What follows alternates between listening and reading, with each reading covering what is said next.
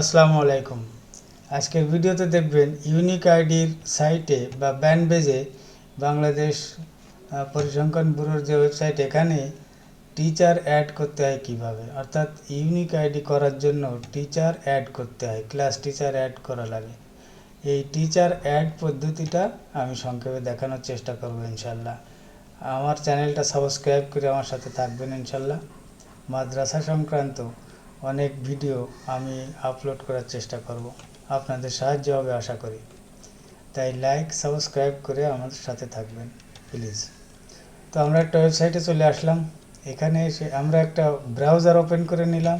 আমি ফায়ারফক্স ব্যবহার করছি। এখানে সার্চ বারে লিখবেন ব্যানবেজ, BANBEIS, banbase.gov.bd। এখানে লেখা চলে আসছে, এই যে লেখা, এই সাইটে এখানে এবার এন্টার করলাম। এই যে আপনার বাংলাদেশ শিক্ষা ও পরিসংখ্যান ব্যুরো ব্যানবেজে চলে আসছে। এখানে এই সব মেনু থেকে এই পাশের এই IEIMS এই মেনুতে, এই মেনুর উপর কার্সার রাখলে দেখেন unique ID live server, CRVR admin, CRVS admin, শিক্ষার্থী প্রোফাইল ইত্যাদি ইত্যাদি। এখানে আমাদের দরকার হচ্ছে ইউনিক আইডি লাইভ সার্ভার। এখানে ক্লিক করলাম। এখানে ক্লিক করলে লোড নিতে একটু সময় নেয়।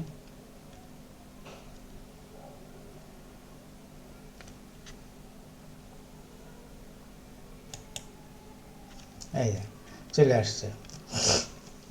এখানে এসে ইউজার টাইপ, এখানে আপনাকে অ্যাডমিন আর ইউজার, এখানে অ্যাডমিন করতে হবে। অ্যাডমিন করার পরে প্রতিষ্ঠানের ইন নাম্বার দিতে হবে। আমি আমার প্রতিষ্ঠানের ইন নাম্বার দিলাম। তারপরে পাসওয়ার্ড দিতে হবে।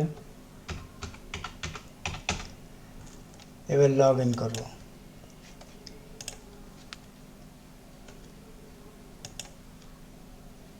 এই লগ ইন হয়ে গেল। এবার এখানে স্টুডেন্ট আছে, স্টুডেন্ট কার্ড, এটা সব অপশন আছে। এখানে অনেক কাজ করা যায়। তো আমাদের দরকার হচ্ছে সেটিংসের উপর কার্সার রাখলে দেখেন এখানে দুটো সাব মেনু আসছে, টিচার, ওয়ার্কিং ডে। আমাদের প্রয়োজন টিচার অ্যাড করা, তাই টিচারে ক্লিক করলাম। দেখেন এখানে টিচার পেজে চলে আসছে। এখানে অ্যাড টিচার অ্যাড ক্লিক করব। এখানে যেসব টিচার অ্যাড করা আছে তা দেখাচ্ছে। তো নতুন আরেকজন টিচার অ্যাড করতে হলে এই অ্যাড টিচার, ডান পাশে এখানে অ্যাড টিচারে ক্লিক করব। অ্যাড টিচারে ক্লিক করলে দেখেন অ্যাড টিচারে ক্লিক করলে প্রথমে দিতে হবে নাম। আমি নাম দিয়ে দিচ্ছি নাজমুল হাসান। তারপরে এখানে দিতে হবে NID নাম্বার দিতে হবে, আমি দিয়ে দিচ্ছি।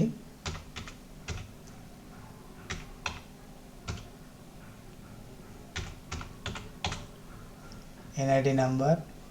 এবারে ফোন নাম্বার দিতে হবে।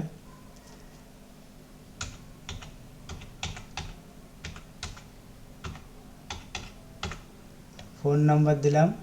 এবার এখানে দেখেন টিচার আর হেডমাস্টার দুটো আছে। আপনি টিচার, আপনি লগ ইন করেছেন হেডমাস্টারের অর্থাৎ প্রতিষ্ঠান প্রধানের আইডিতে, যিনি অ্যাডমিন থাকেন।